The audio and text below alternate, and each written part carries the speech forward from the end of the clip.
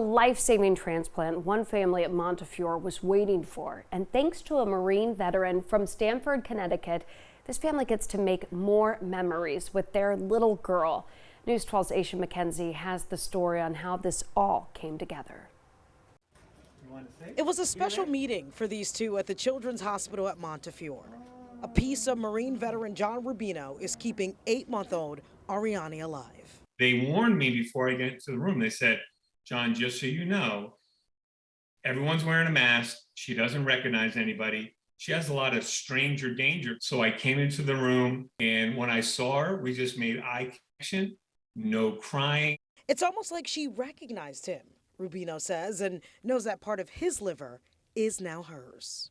To be able to provide that relief to her family and know that she's going to be a healthy little girl and be able to live a long, healthy life, it's quite an amazing feeling. But prior to this life-saving transplant, baby Ariany was suffering for months from a potentially deadly and very rare disease, biliary atresia, a blockage in the tubes that carry bile from the liver to the gallbladder. When we met Ariany at 4 months of age, she was already very sick from liver disease. She had full cirrhosis. She had advanced symptoms such as collection of fluid in her belly. She wasn't feeding well. And she needed a liver transplant ASAP. So Dr. Nadia Orchinsky, the medical director of pediatric liver transplants at the Children's Hospital, got her on that national donor wait list immediately. But no match.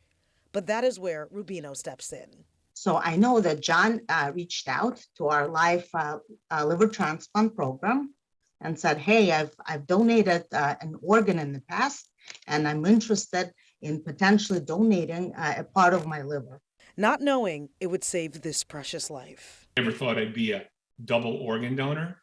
It kind of just, it shaked out that way. And Rubino says this is his opportunity to be a part of something much bigger than himself.